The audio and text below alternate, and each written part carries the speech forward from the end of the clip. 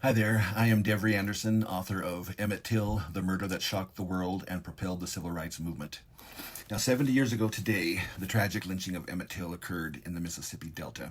Earlier that evening, Emmett and his cousins and his other two relatives from Mississippi spent an evening in Greenwood, and around 1 o'clock they came home and soon they were asleep.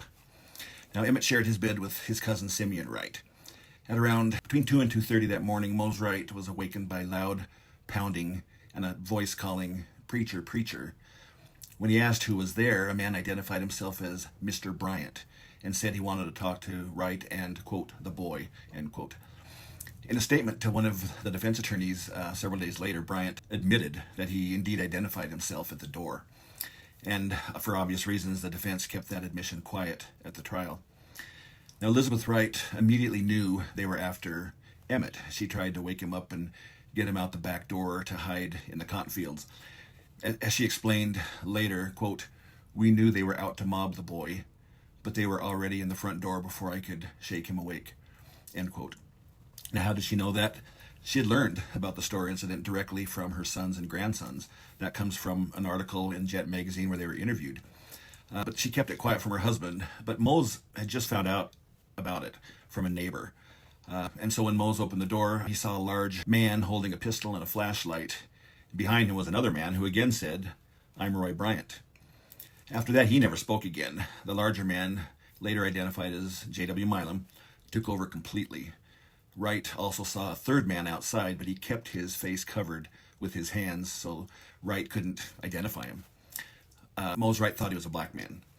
Now, here's more crucial evidence that Carolyn Bryant's courtroom testimony was fabricated. The men told Wright that they wanted the boy who, quote, did the talking at money, end quote. Not the boy who assaulted or grabbed her, just the one who did the talking.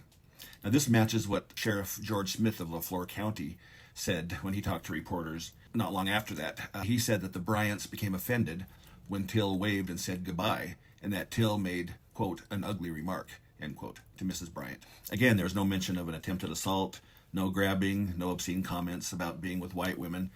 This means her big lie that she told in court hadn't even been concocted yet. Even journalist William Bradford Huey, who later paid the killers for their story, was suspicious of Carolyn's dramatic courtroom testimony. Now, in his own research notes that were only recently discovered, they were in a packet by one of Milam Bryant's defense attorneys, Johnny Whitten, that he kept his family, or his released these recently, and he said in those notes, quote, "There appears to be no doubt that much of Mrs. Bryant's testimony regarding physical contact with the Negro youth or alleged obscene remarks was fabricated, probably at the suggestion of one of the lawyers," end quote. So the lie was concocted later for the purpose of securing an acquittal once her husband went on trial. Now, the men forced their way inside, told Milam told Elizabeth Wright to keep your yap shut, end quote. Then they went into Emmett's room, found him, and Milam asked, "Are you the one who did the smart talk up at money?" "Yeah," answered Emmett, half asleep. Well, this angered Milam, and so he said, quote, "You say yeah again, and I'll blow your head off," end quote. Milam also made a chilling threat to Mose Wright. Quote, "How old are you?" end quote. Wright said he was 64. Milam replied, quote, "If you know any of us here tonight, you will never live to be 65, end quote. But there's something else that's been hidden for nearly 70 years, and it too was part of the Whitten papers.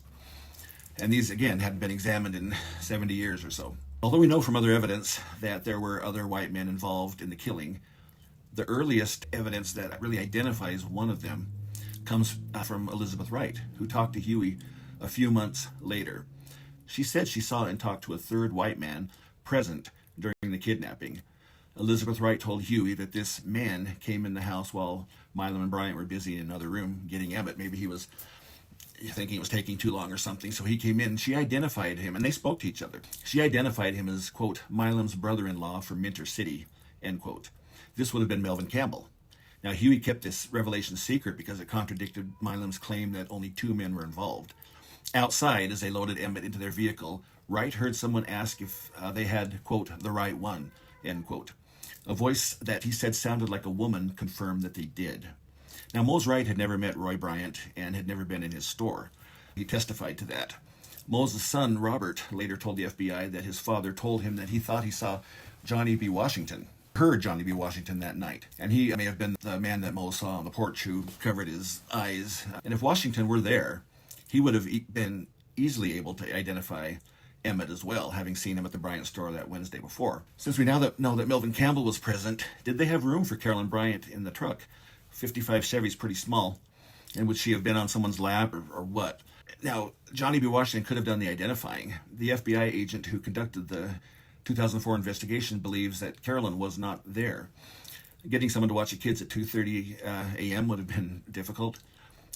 We'll never be able to know for sure. But at some point, either there at Mose Wright's home, speaking from the vehicle, or later at the store, or both, maybe, she did see Emmett face to face that night. Now, neither Mose nor Elizabeth Wright knew the horror awaiting their nephew, and what happened next came to light a few weeks later. At 6:30 a.m., 18-year-old Willie Reed saw a green and white 1955 Chevrolet pickup pass by. In front, he saw 4 white men. In back, 4 black men. The one on the floor matched Emmett Till's photo that he later saw in the paper. Now, Reed took a shortcut through a plantation that happened to be managed by Leslie Milam, brother to J.W. Milam and Roy Bryant. The truck was parked by a shed.